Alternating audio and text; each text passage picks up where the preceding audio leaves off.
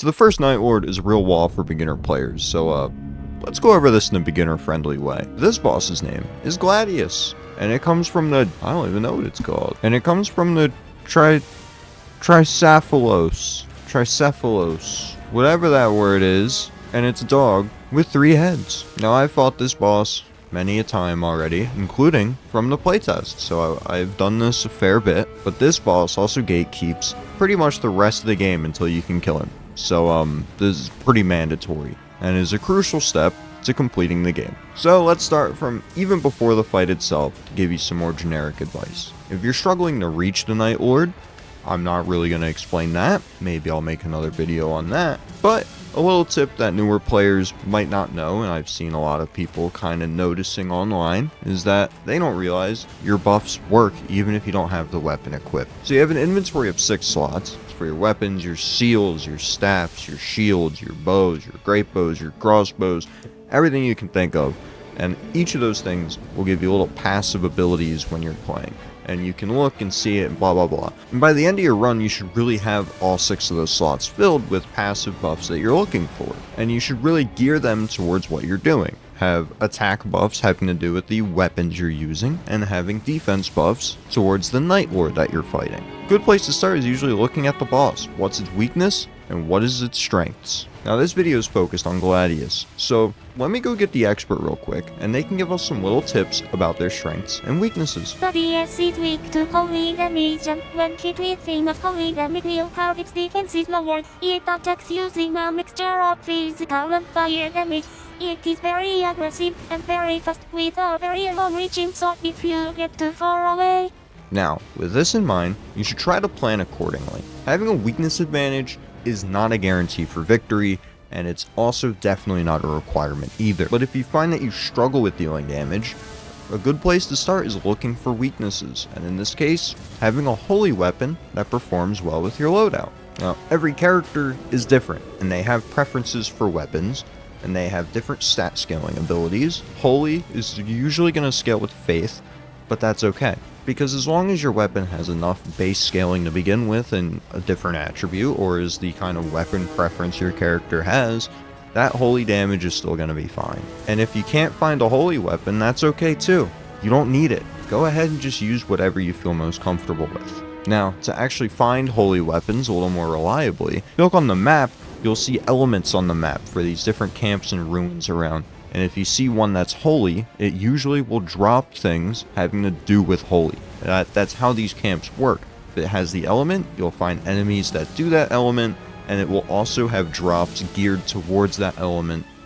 Typically, not guaranteed. Now with offense out of the way, what about defense? Well, if you're struggling with evading certain attacks, maybe you should try looking into surviving them. And if you struggle with surviving attacks, well, here's the thing to help you out with that. So Gladius does a mix of physical and fire damage, which you just heard earlier, which means you should be looking for physical damage reduction and fire damage reduction. If you find those during your playtime, it would be good to grab it. It has fire breath attacks that can come out very quickly, and if you're not ready for it, can catch you off guard. That also have a lot of range. So you might get clipped by that more than you get hit by its physical attacks. So you might want to prioritize fire resistance a little more. Or maybe you dodge that fine, and it's the physical damage that gets you the most. Prioritizing physical damage is the way to go. A good recommendation for physical damage reduction are boiled prawns and boiled crabs. Boiled crab is a stronger version of boiled prawn, in case you didn't know, and those offer you physical damage reduction for a short period of time. They're a consumable that you use,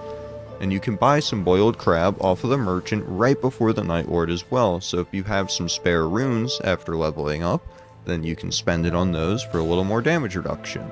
Now, what actually makes Gladius so difficult? All the Nightlords are very difficult, typically in very unique ways. No 2 Nightlords fight exactly the same, and that's what's most interesting about them. For Gladius, it's his aggression and speed that really defines who he is. And this becomes way more noticeable and difficult when it splits into 3 different wolves. I would recommend saving your ultimate for when this happens, but for a couple of different reasons actually. One, your ultimates are invincible, so it can buy you some crucial time if all 3 of them are locked on you, which you can know if there's a little red circle that goes around your character indicating that you're grabbing all of the aggression at that moment. So what you'd want to do is pop your ultimate. If it's a chargeable ultimate, charge it up for the longest amount of invincibility, and then it helps you out. If you're Guardian specifically, you can save a lot of damage. There's a way you can plant yourself with the ultimate and hold it in the ground and protect everyone around you. But I said there's a number of reasons why you should save the ult specifically for when they split. One is for defensive option. That way you can survive a little longer and wait until they regroup in the one wolf. The other reason is because you can get 3 times the damage. Because these wolves share a health bar, attacking one does damage to all 3 of them. So, if that's the case, if they get all around you and you have the aggression, maybe you're using Wilder, my favorite character. Little extra tidbit, check this out, just got this today. Beat the game and then got my collector's edition box. It looks so sick, by the way. Oh my god, look at the detail. Oh, it's so good. But Wilder, for instance, is absolutely incredible against this boss because of that very reason. He has a very large AoE attack that, if charged up, does a lot of stun damage, and it will just do a lot. I can't stress enough how much damage this will do if it hits all 3 of the wolves. And if you're playing solo, that means you can stagger all 3 of them in a single attack and give yourself a big damage window. Now, what's really interesting about Gladius is because it's the first Nightlord, it's also what I think to be the most balanced Nightlord for all of the characters. You see, some of these bosses, I would actually recommend, hey, maybe you should try using different characters. For Gladius, I think every character is pretty viable. And that's not to say using different characters on other Nightlords isn't viable, because every character is viable in every boss.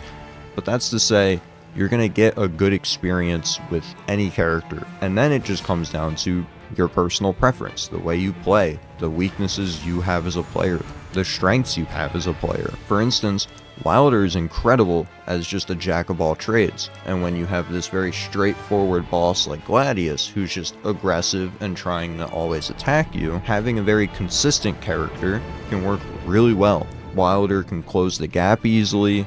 He can do a lot of damage with his ultimate, making him great for when it splits. He can keep up consistent damage, and he's tanky enough to take any of the hits you might take. And this boss is very well telegraphed, which means Executor is also really good for deflecting. If you're playing co-op, Recluse's crazy damage. Iron Eye is incredible at just keeping constant damage up. Raider is good at staggering, and this is a boss that is relatively easy to stagger. And because Guardian loves the block, it's really easy to block the physical attacks, making him a great tank. Every character shines in their own way, and I think this boss really exemplifies that. Now, all the footage you're going to be watching is from my first time beating it on the official release of the game. And a little disclaimer, my best characters, Wilder, Iron Eye, Executor, and Duchess. You can't get Duchess yet if you're just doing this fight for the first time. But it's kind of say that my tips are mainly leaning towards those kind of playstyles. And for people who truly are struggling and are beginners, some more generic advice I can give you is to really be patient. When you get to that boss, don't focus on doing damage. Focus on the moveset. I know it can be hard to do that when you're playing a multiplayer game and there are other people involved that have the aggression and dying and it's chaotic and there's so much going on. If you want to play the game solo, it's a lot easier to learn these things when you constantly have all the aggro on you. But even in co-op, it's a good opportunity to just learn as you go. Watch how the boss attacks the other people, because whatever it does to them, it might do to you. Don't be afraid to heal to full health if you think you're going to die to an attack. These bosses do a lot of damage in this game. Go ahead and heal. Because wasted healing flasks means you're not learning enough. That means the fight could have went on for longer. So use all the resources you have. Expend everything you have. Don't think that you need to hold on to something for X amount of time because whatever. I recommended saving your ultimate for when Gladius splits into 3. If you're struggling to even have him split in 3 in the first place, just use your ultimate. Or, because this is a co-op game, your ultimate might actually be even better to save for just when teammates get down. Sometimes things happen. They get comboed to death. They take a hit that ends up killing them out of nowhere. Save your ultimate so you can get them back up and keep yourself invincible. This game is very, very hard. And I know this, speaking from personal experience, beating the game, it's very difficult. But also, I've been playing these games for over a decade now. I know how to play these games. I've completed all the Nightlords in roughly 16 hours. My friend, who's also been playing for over a decade, struggled to kill Gladius for over 6 hours until I jumped in and helped him. Another friend of mine I hit up when I saw his Steam playtime was 19 hours, and I said, "How has it been going? Where are you at? This is what I've done." And he said he had only defeated Gladius and was still working on getting a second win. Everybody goes at their own pace. This game is very difficult. You're gonna die a lot. You're gonna have a lot of trial and error, but it's kind of important to come back around what the normal advice for a Souls game would be. Be patient and try to remain calm. Don't panic roll too much. Conserve your stamina. Pay attention to movesets. Every little thing that the enemy does, pay attention to, because there's variations to attacks that have slight tells of the differences, and just picking up one good opening could be all you need between the difference of a win and a loss. And in a game that's a roguelike, that is everything that is crucial to a win. And with that, that's the Gladius fight. There's some tips. There's his weaknesses, his strengths, what to look out for. Hopefully, you're able to continue to take them down, Nightfarers. I think that's what it's called. So if you liked, leave a like. I don't care. Or a dislike if you'd hated it. It doesn't matter to me. Anyway, bye. Bye.